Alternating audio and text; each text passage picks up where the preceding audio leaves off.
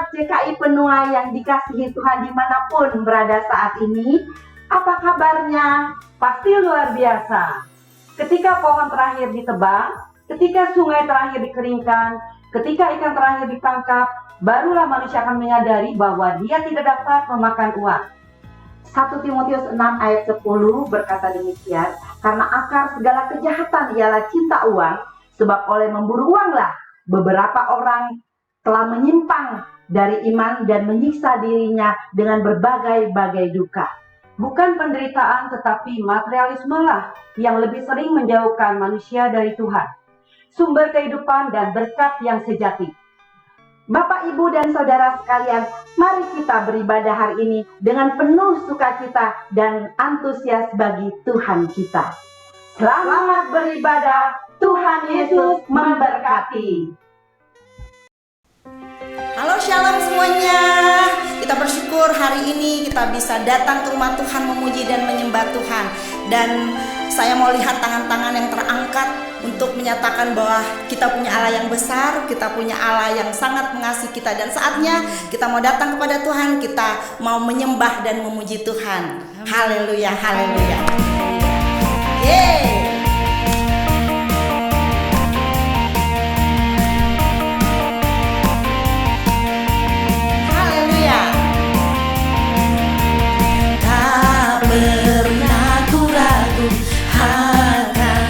Kesetiaanmu, kau pegang hidupku sepenuh jiwaku.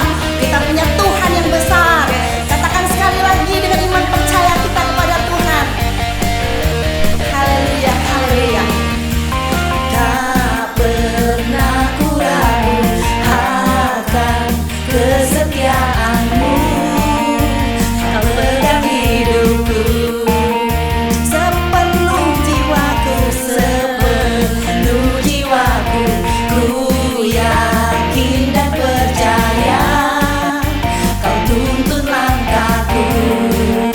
Yesus, kaulah Raja dalam hidupku, berkuasa berjaya untuk selamanya.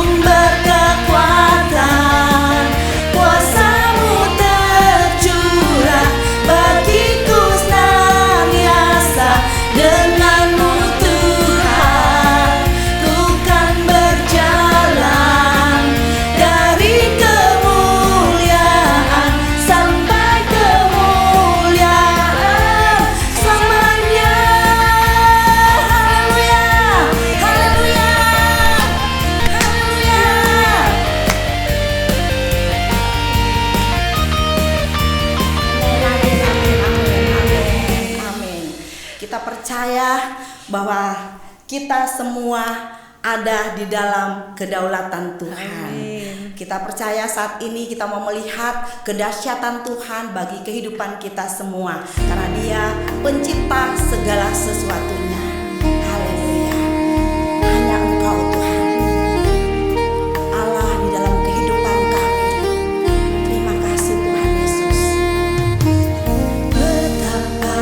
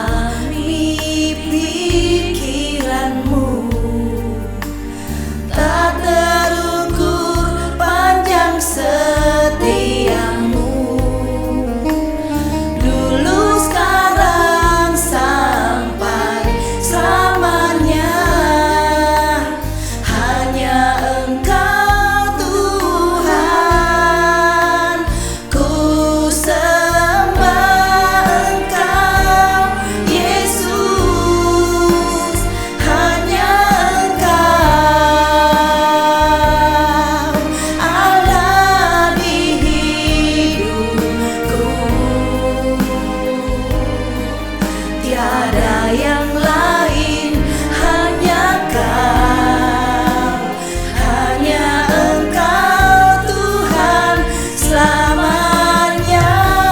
Kau tetap Allah walau dunia semua bergoncang, tak tergoyahkan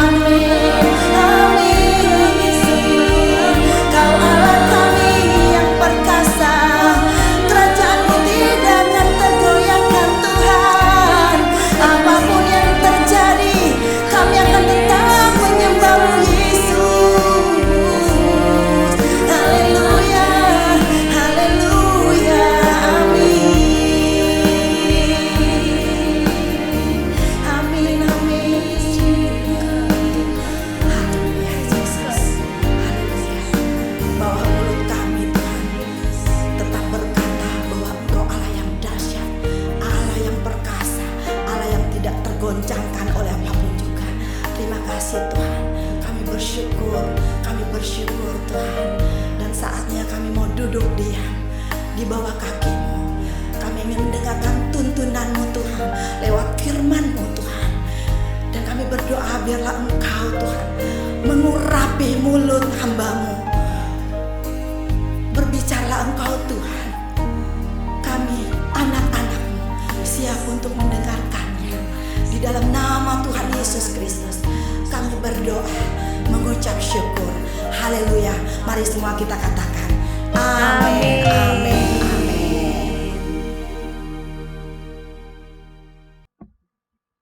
Shalom, puji Tuhan. Kembali kita ketemu lagi di ibadah online GKI Benua Wolongkong. Dimanapun Anda berada, saudara-saudara, saya harap semua dari kita baik-baik saja karena kita punya Tuhan yang luar biasa. Dan juga saudara-saudara bisa mengikuti ibadah onsite kita. Setiap Sabtu Minggu kedua kita ada di Wolonggong area. Kita mengundang, kita invite teman-teman, saudara-saudara yang berada di Wolonggong area. Kita bisa datang beribadah bersama-sama di 129 Jardine Street, Vermedo, Wolonggong City, New South Wales. Mari datang, kita beribadah bersama-sama. Mari sebelumnya kita mau belajar firman Tuhan, kita belajar bersama-sama. Sebelumnya mari kita berdoa bersama-sama. Bapak Tuhan Yesus yang baik, terima kasih Bapak atas penyertaan Engkau yang begitu baik dalam hidup kami Tuhan. Bapak, kami mau siang hari ini, kami mau mendengarkan isi hati ini. Kami mau belajar Tuhan, biar Engkau yang lembutkan hati kami, sehingga apa yang kami pelajari, apa yang kami dengar pada siang hari ini ya Tuhan, dapat merubah hati kami, bahkan pikiran kami, bahkan apa pengertian-pengertian yang baru yang datang daripada Engkau ya Tuhan. Terima kasih Tuhan, kami percayakan hidup kami lebih-lebih lagi di dalam nama Tuhan Yesus. Mari sama-sama kita katakan, amin, amin. Mari kita sama-sama pada siang hari ini kita belajar dan saya mau berbagi tentang bagaimana kualitas hidup sebagai anak-anak Tuhan. Ya, tapi saya secara pribadi saya juga percaya bahwa seharusnya hidup kita sebagai anak-anak Kristen, sebagai anak-anak Tuhan itu teruji dalam segala sisi, saudara-saudara. Harusnya kita diuji sama Tuhan, kita bersih. Bahkan kita diuji sama manusia, kita pun bersih. Ya, kita harap seperti itu.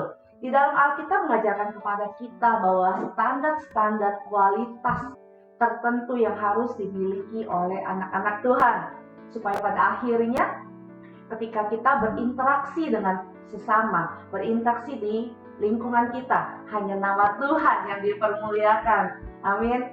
Mari kita belajar ya pada siang hari ini supaya kemanapun kita berada, kemanapun kita pergi ya, kita teruji sebagai anak-anak Tuhan. Mari sama-sama kita buka Alkitab kita di dalam 1 Petrus 1 ayat 13 sampai 17. Kalau sudah dapat, mari sama-sama kita baca. Tapi sebelumnya ya, saya mau nanti sama-sama kita baca. Karena di ayat ini sangat penting dan harus diakui. Kalau sampai hari ini banyak anak-anak Tuhan ya yang mengaku sebagai anak Tuhan, sebagai orang Kristen, tapi tetap menjadi batu sandungan di dalam hidupnya. Kita harus berhenti, saudara-saudara, kita bermain di cerita itu. Tapi kita harus berahli menjadi batu sentuhan bagi orang untuk bertemu dengan Tuhan. Ya, jadi mari kita sama-sama kita lihat di dalam ayat 1 Petrus ayat 13 sampai 17. Mari kita sama-sama kita baca, saya bacakan ayat 13 ya. Sebab itu, siapkanlah akal budimu, waspadalah dan letakkanlah pengharapanmu seluruhnya atas kasih karunia yang dianugerahkan padamu pada waktu penyertaan Yesus Kristus. 14. Hiduplah sebagai anak-anak yang taat dan jangan turuti hawa nafsu yang menguasai kamu pada waktu kebodohanmu. Ayat 15. Tetapi hendaklah kamu menjadi kudus di dalam seluruh hidupmu, sama seperti Dia yang kudus, yang telah memanggil kamu. 16. Sebab ada tertulis, kuduslah kamu sebab aku kudus. Dan ayat ke-17. Dan jika kamu menyebutnya Bapa, yaitu Dia yang tanpa memandang muka menghakimi semua orang menurut perbuatannya, maka hendaklah kamu hidup dalam ketakutan selama kamu menumpang di dunia ini. Ya, kalau saudara cermati dari ayat yang 14 sampai ke 17, saudara akan mendapatkan 3 ciri khas yang harus dimiliki sebagai anak-anak Tuhan. Ya, yang pertama saya dapat gaya hidup dalam ketakutan. Gaya hidup dalam ketakutan. Yang kedua, gaya hidup dalam kekudusan. Yang ketiga, gaya hidup dalam takut akan Tuhan. Dan semua itu adalah esensial bagi anak-anak Tuhan, ya. Semua itu kita pahami kalau hidup taat kepada Tuhan, konsisten tiap hari. Susah katanya. Betul atau betul? Hidup kudus secara konsisten juga setiap hari. Susah katanya. Dan juga hidup takut akan Tuhan setiap hari, itu pun susah katanya. Ya, tapi itu yang mau Alkitab ajarkan kepada kita sebagai anak-anak Tuhan, sebagai esensial, sebagai kriteria yang ada dalam anak-anak Tuhan. Jadi sebagai anak Tuhan, saudara dan saya harus teruji dalam 3 realita itu. Ya, gaya hidup taat, gaya hidup yang kudus, dan gaya hidup takut akan Tuhan. Itu yang harus kita tahu. Tapi ada yang seperti yang tadi saya bilang, yang susah. Tapi susah belum tentu tidak bisa. Ya, susah bukan berarti tidak bisa. Maka itu kalau kita lihat, cermati ayat-ayat yang kita baca, ternyata di ayat yang ke-13 adalah landasan. Ya, yang kita bisa hidupi, yang kita mesti jalankan dulu sehingga kita bisa menjalankan ayat 14, 15, dan 17. Kita akan bisa kerjakan dengan mudah dan tidak susah lagi. Susah kalau ayat ke-13 tidak kita jalani, tidak menjadi dasar dalam hidup kita. Ya, gampang kalau ayat yang ke-13 kita mulai dulu, kita jalani dan kita letakkan menjadi dasar dalam hidup kita. Kalau di dalam ayat 13 kita mainkan ya, kita dalam hidup kita praktekkan dalam hidup kita bisa lihat secara natural hidup kita tidak akan dipaksa lagi oleh siapapun. Kita akan didapatkan menjadi anak Tuhan yang teruji dalam ketaatan, kekudusan, dan takut akan Tuhan. Mari kita lihat akarnya. Apa yang harus kita persiapkan di ayat ke-13 yang mengajarkan kita supaya kita bisa membangun, supaya kita bisa menjalani ayat 14, 15, 17 dengan gampang ya. Dan juga yang merupakan 14, 15, 16, 17 yang merupakan esensial hidup sebagai anak-anak Tuhan. Mari kita lihat ayat 13 dan ayat ke-13 itu yang mau Petrus ajarkan. Apa yang Petrus ajarkan dalam ayat ke-13 ini? Dikatakan, karena itu siapkanlah akal budimu. Apa itu yang dimaksud? Itu hal pertama yang harus kita lakukan sebagai anak-anak percaya pada Tuhan. Di sini yang dikatakan, persiapkanlah akal budimu. Bukan yang biasa-biasa, tapi akal budimu. Ya, suatu persiapan yang cukup matang menurut saya. Persiapan yang bukan biasa-biasa aja. Persiapan yang penuh. Ya, karena akal budi. Ya, persiapan yang bukan setengah-setengah, bukan asal-asalan ini. Ya, jadi kita mesti siapkan persiapan dengan kekuatan yang penuh. Ini yang mau Petrus ajarkan, yang Petrus bilang dalam supaya kita bisa memenangkan. Persiapkanlah akal budimu. Kalau orang siapin yang biasa-biasa, itu tidak akan terjadi perubahan, tidak akan terjadi terobosan, bahkan perubahan dalam kualitas hidup kita tidak akan terjadi, akan susah-susah.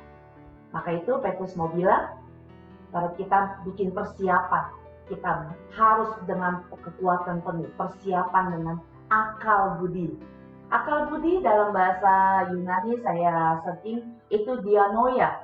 Ya, dianoia mempunyai arti satu, kedalaman cara berpikir yang benar. Yang kedua, kedalaman pemahaman akan kebenaran. Mantap ya, kedalaman cara berpikir yang benar. Kedalaman pemahaman akan kebenaran. Jadi ini yang mau Petrus bilang, kalau kita kita mau bermain pada kedalaman pemahaman yang benar, kita harus mempunyai persiapan dengan kekuatan yang penuh. Semua orang yang bermain pada kekuatan yang ala kadarnya, persiapan yang biasa-biasa aja, pada batas permukaan saja, pada batas yang dangkal saja. Barang siapa yang bermain di situ tidak akan bisa berenang sampai ke dalam, ya, tidak akan bisa berpikir pada kebenaran, pada pemikiran yang benar. Tapi barang siapa yang bermain, ya, pada persiapan yang kuat, persiapan yang penuh, pada kedalaman, ya, itu yang akan mencapai kemenangan yang harus dimiliki sama orang-orang percaya. Ya, ini yang Petrus mau bilang. Kamu harus memiliki pemahaman dan kebenaran itu pada kedalaman, bukan pada permukaan saja. Dalam pemahaman dan cara pemikiran yang benar. Kalau orang memahami pemahaman yang benar, itu ini yang akan terjadi. Ya, saya ulangi, kalau orang tidak memahami pemahaman yang benar, ini yang akan terjadi. Akan selalu mempunyai masalah dengan ketaatan, ya, selalu dia akan goyah karena pemahamannya tidak benar, mungkin kompromi dengan ketaatan, dan selalu akan selalu punya masalah dengan kekudusan. Dan yang ketiga, akan selalu mempunyai masalah dengan realita, takut akan Tuhan, hidup takut akan Tuhan. Ya, semua akan dikompromi karena mempunyai persiapan yang dangkal, persiapan yang biasa-biasa aja, ya. Jadi kalau orang punya pemahaman yang dangkal, masalah itu akan terus datang dalam hidupnya, terus digoda. Ya, ini yang mau Petrus ajarkan. Kita harus kejar dalam kekuatan penuh, kejar agar kedalaman dalam pemikiran, dalam pemahaman. Sebab dalam kedalaman cara berpikir kita menjadi benar. Dalam kedalaman cara pemahaman kita yang benar dan akan menggiring saudara semua pada keberhasilan sebagai anak-anak Tuhan yang takut, yang taat, dan hidup takut akan Tuhan tentunya. Amin. Maka ini menjadi konsen kita. Mari kita menjadi konsen dalam hidup kita sebagai anak-anak Tuhan. Kalau kita sedang bermain dan berjalan dalam kedangkalan permukaan, kita cuma tahu Tuhan dari orang saja mungkin. Kalau kita hanya tahu Tuhan dari orang, dari cerita orang, pemikiran kita hanya biasa-biasa saja. Tapi kalau kita mengenal Tuhan, tambah hari, tambah dalam, maka pemikiran kita akan berbeda. Pemikiran kita lebih dalam lagi, mengerti kehendak-kehendak Tuhan. Ya, mari kita cek, ya, kita cek apakah kita mengenal Tuhan hanya dari orang saja atau dari perenungan-perenungan kita. Ya, karena kita bisa cek dari Alkitab, bahkan dari Perjanjian Lama sampai Perjanjian Baru. Barang siapa yang mengenal Tuhan lebih dalam, mengenal Tuhan dengan sangat baik, ya, mereka teruji dalam 3 kriteria ini sebagai anak-anak Tuhan. Hidupnya taat, hidupnya kudus, hidupnya takut akan Tuhan. Kita bisa lihat tokoh-tokoh dalam Alkitab yang mengenal Tuhan dengan sangat baik. Mereka hidup taat, hidup kudus, hidup takut akan Tuhan. Ya, tapi semua orang yang hanya tahu Tuhan dari sebatas kata orang saja, kita akan lihat dengan gampang mereka hidup akan melakukan pelanggaran 3 itu. Pelanggaran dan kudus, taat, dan hidup takut akan Tuhan. Dengan gampang kita akan melihat, ya. Maka itu perlu kita mainkan, kita praktekkan terus dalam kehidupan sehari-hari kita. Mari kita uji ulang, apakah kita mengenal Tuhan, saudara-saudara, dalam kedangkalan atau sudah dalam, atau kita mengenal Tuhan lebih dalam lagi. Cek apakah pikiran kita hanya dangkal atau sudah dalam mengenal Tuhan, dan juga dalam pemikiran kita apakah dikuasai dengan kebenaran-kebenaran, ya, itu yang akan membedakan kualitas hidup kita sebagai anak-anak Tuhan. Sekarang bagaimana kita, saudara-saudara dan saya, bisa bermain pada realita kedalaman, bisa bermain dalam pemahaman-pemahaman yang benar. Kebenarannya, ada kebenaran dan cara berpikir yang benar. Cuma ada satu cara, saudara-saudara. Satu cara, saya ulangin lagi ya. Saudara dan saya harus tinggalkan kebiasaan membaca Alkitab. Ya, saudara harus beralih dari kebiasaan berbaca Alkitab saja untuk merenungkan kebiasaan, merenungkan firman Tuhan. Ya, jadi kita hanya membaca Alkitab saja, membaca firman Tuhan saja, semua orang bisa, saudara-saudara. Baca, tapi mari kita bicara jujur. Banyak orang yang tahu firman Tuhan, yang dia baca setiap hari, tapi tidak dihidupi firman Tuhan. Betul? Banyak orang bisa menasehati teman-teman, saudara-saudara dengan pakai ayat yang tiap hari dia baca. Tapi orang tersebut juga tidak menghidupi apa yang mereka nasehati terhadap teman-temannya yang dia baca setiap hari. Maka itu gaya itu harus kita tinggalkan. Gaya membaca Alkitab harus kita ganti dengan merenungkan firman Tuhan. Saudara boleh ditemukan sebagai orang yang rajin baca Alkitab setiap hari.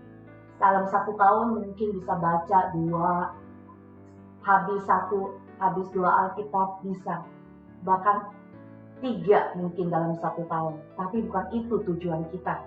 Yang kita tujukan, saudara-saudara, adalah memasuk lebih lagi dalam perenungan akan kebenaran firman Tuhan. Mari kita cek dalam ayat, kita boleh cek dalam ayat-ayat Alkitab. Tidak ada tertulis, bacalah firman setiap hari. Tapi yang ada begini, renungkanlah firman Tuhan siang dan malam. Amin. Supaya engkau bertindak hati-hati sesuai dengan apa yang tertulis di dalamnya. Maka itu dengan ini saya mengajak saudara dan saya bukan hanya membaca, tapi kita merenungkan firman Tuhan. Yang juga tertulis di dalam Yosua 1 ayat 8, saya bacakan secara lengkap. Janganlah engkau lupa memperkatakan kitab Taurat ini, tetapi renungkanlah itu siang dan malam, supaya engkau bertindak hati-hati sesuai dengan segala yang tertulis di dalamnya. Sebab dengan demikian perjalananmu akan berhasil dan engkau akan beruntung. Kita mesti mempertimbangkan secara serius ya saudara-saudara. Mau berhasil nggak kita menjadi anak Tuhan? Mau berhasilkah kita menjadi meraih kriteria itu? Kualitas-kualitas sebagai anak-anak Tuhan. Kita mesti pertimbangkan secara serius. Kita mau nggak bermain dalam kehidupan kita, berperilaku dalam kehidupan kita sehari-hari. Ya, kalau kita mau permasalahannya, kita harus renungkan firman Tuhan. Renungkan gak kita setiap hari? Apa yang kita hanya baca atau kita merenungkan firman Tuhan? Karena kuasa dari perenungan akan kebenaran firman Tuhan akan mengiring kita, akan mengiring saudara secara natural masuk ke dalam cara berpikir yang benar terhadap kehendak-kehendak Tuhan. Apa yang menjadi kehendak Tuhan. Ya, kebiasaan merenungkan firman Tuhan itu akan mengiring, sekali lagi, mengiring saudara dan saya tahu secara natural, tambah tahu akan paham akan kebenaran-kebenaran itu. Jadi semakin orang memahami kebenaran, main pada kedalaman cara berpikir yang benar, saudara akan secara natural terlihat hidup kita tidak lagi didrive oleh kedagingan. Hidup kita secara natural tidak akan didrive lagi oleh hawa nafsu dunia ini. Ya, hidup kita akan didrive oleh kebenaran firman Tuhan. Amin. Kenapa? Kenapa kita hanya didrive oleh kebenaran firman Tuhan pada akhirnya? Sederhana, Karena kita berpikir, kita bermain, kita meletakkan hidup kita dalam kebenaran firman Tuhan yang kita renungkan setiap hari. Ya, mari kita cek apakah kita sudah merenungkan firman Tuhan dengan benar. Hari ini sudah? Kemarin sudah? Mari kita renungkan firman Tuhan setiap hari. Harusnya merenungkan firman Tuhan tidak akan lagi menjadi program dalam hidup kita, saudara-saudara. Merenungkan firman Tuhan sudah menjadi kebutuhan hidup kita. Kebutuhan anak-anak Tuhan untuk mendapatkan kriteria hidup sebagai anak-anak Tuhan. Ya, jadi kalau kita tidak melatih hidup kita untuk merenungkan firman Tuhan menjadi kebutuhan kita, yang terjadi orang tersebut akan bermain di dalam biasa-biasa, di dalam permukaan, on off, kadang merenungkan, kadang tidak.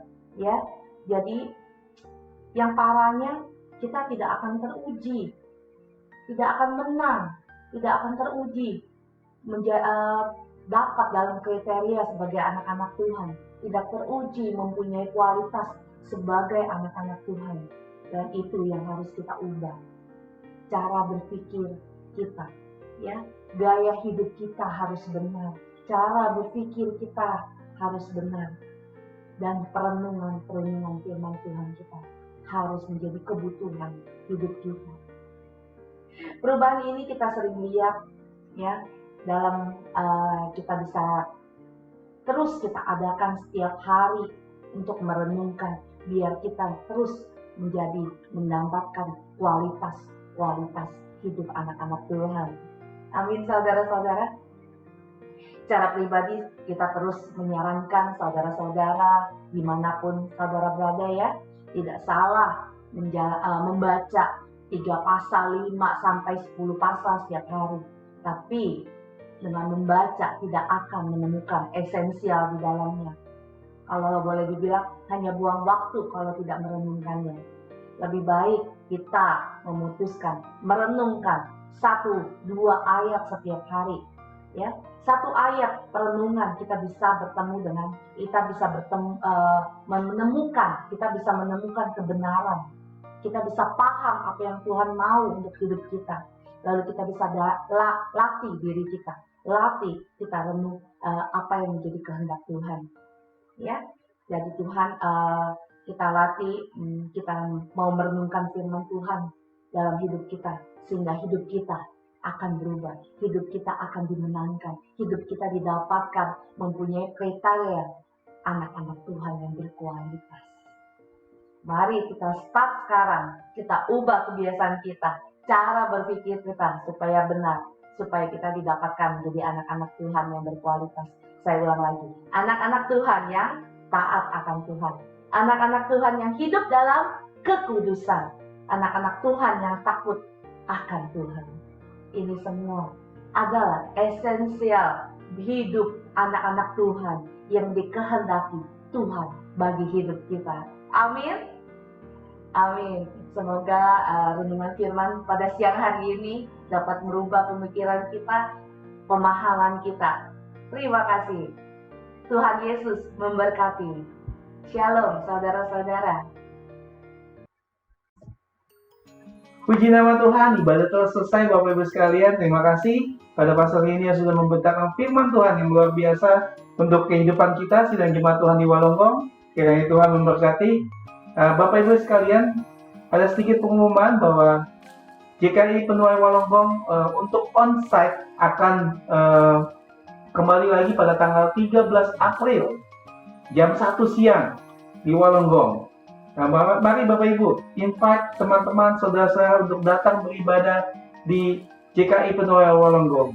Mari bawa banyak jiwa-jiwa untuk datang kepada Tuhan. Nah, ibadah telah selesai Bapak Ibu, mari kita bersatu di dalam doa dan kita akan menerima berkat yang datang daripada Tuhan. Mari kita berdoa bersama-sama. Terima kasih Tuhan atas siang hari ini Tuhan.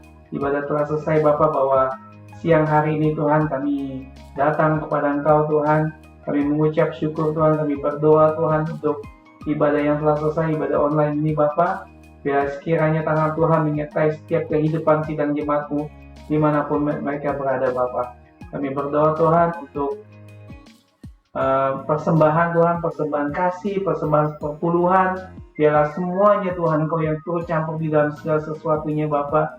Biarlah berkat ini Tuhan terus mengalir dalam setiap kehidupan sidang jemaat-Mu Tuhan. Biarlah kami bawa Tuhan persembahan perpuluhan kami, persembahan kasih kami hanya di dalam nama-Mu Tuhan. Terpujilah di dalam nama Yesus Tuhan. Bapa kami yang ada di surga, kami mengucap syukur Tuhan. Karena kami tahu Bapa, tangan penyertaan-Mu Tuhan selalu menyertai anak-anak orang percaya dimanapun kami berada. Kami percaya Tuhan, Kau yang memberkati ibadah pada siang hari ini Tuhan. Kami mengucap syukur Tuhan atas firman yang kami dengar untuk kami bisa terus bertumbuh di dalam kasih dan setia-Mu Bapa. Mari Bapak Ibu, angkat kedua tangan kita untuk menerima berkat yang datang daripada Tuhan. Bahwa berkat Tuhan yang berlimpah-limpah dari Allah Bapa, persetujuan kasih daripada Tuhan Yesus Kristus, penyertaan penghiburan yang datang daripada Roh Kudus, menyertai hidupmu dan hidupku mulai hari ini sampai Maranatha Yesus datang kedua kalinya. Hanya di dalam nama Yesus kami berdoa, kami mengucap syukur. Haleluya, sama-sama katakan amin. Shalom.